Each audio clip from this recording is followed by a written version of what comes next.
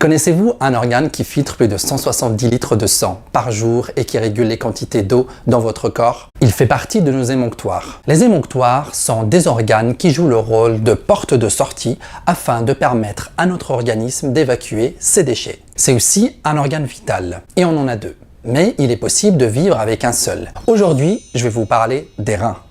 Ils se situent dans la partie supérieure de l'abdomen, de part et d'autre de la colonne vertébrale, et sont entourés d'un coussinet de graisse protectrice. Ils pèsent chacun 160 grammes et mesurent environ 12 cm de long et 6 cm de large. Alors, quel est le rôle des reins dans notre organisme? Ils ont trois fonctions majeures. La première est la filtration. Les reins agissent comme un filtre qui nettoie notre sang et le débarrasse de différents déchets déversés dans l'urine. L'urine, c'est donc du sang filtré et les reins en produisent plus de 1,5 litre par jour acheminé vers la vessie. Dans 100 g d'urine, 96 g se composent d'eau, le reste est constitué de sels minéraux et de déchets riches en azote, en urée qui provient de l'alimentation et en créatinine qui provient de l'effort musculaire. Deuxième fonction, la régulation. Les reins équilibrent la teneur en eau de notre corps. Comme la quantité d'eau contenue dans notre organisme dépend de la quantité de sel qui s'y trouve, les reins doivent veiller à ce que la quantité de sel éliminée dans les urines corresponde à la quantité de sel apportée par l'alimentation. Troisième fonction, la synthèse. Et oui, les reins fabriquent aussi plusieurs hormones. L'opéo-érythropoïétine qui stimule la moelle osseuse à produire des globules rouges. La rénine qui est impliquée dans le contrôle de la tension artérielle. Et la vitamine D qui intervient dans le métabolisme osseux en aidant à l'absorption du calcium. Maintenant, nous allons voir 5 choses à faire pour prendre soin de nos reins. Premièrement, en pratiquant une activité physique, ce qui stimule le métabolisme et facilite l'élimination des substances toxiques présentes dans le flux sanguin. Deuxièmement, en ayant une alimentation équilibrée et éviter le recours trop fréquent à l'automédication. Par exemple, les anti-inflammatoires non stéroïdiens comme l'aspirine peuvent être toxiques pour les reins.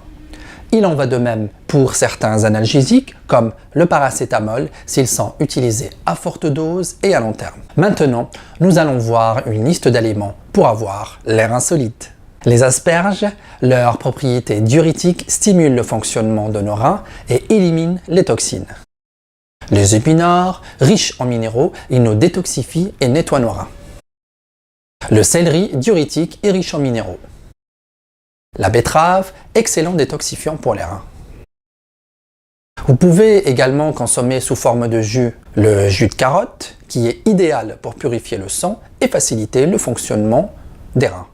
Le jus de canneberge, son pouvoir antioxydant et protecteur du système urinaire, nous évite les infections et empêche le regroupement des bactéries au niveau de la paroi de la vessie. Pour les amoureux de la phytothérapie, on peut citer l'ortie et le pissenlit, des diurétiques qui nettoient vos reins et éliminent l'acide urique. Troisième chose à faire pour la bonne santé de vos reins, modérer la consommation de sel. En effet, la consommation excessive de sel est l'une des causes principales de la rétention d'eau et des difficultés des reins. Les reins sont capables d'éliminer jusqu'à 5 grammes de sel par jour et tout ce qui est ingéré en plus est stocké. Ensuite, vous vous en doutez, l'eau est un aliment capital pour les reins. Il est donc important de boire la quantité d'eau adaptée à vos besoins, au moins 1 litre par jour réparti sur la journée, de préférence faiblement minéralisée, afin de faciliter le travail de vos reins. Et enfin, pour ne pas avoir une mauvaise chute de vos reins,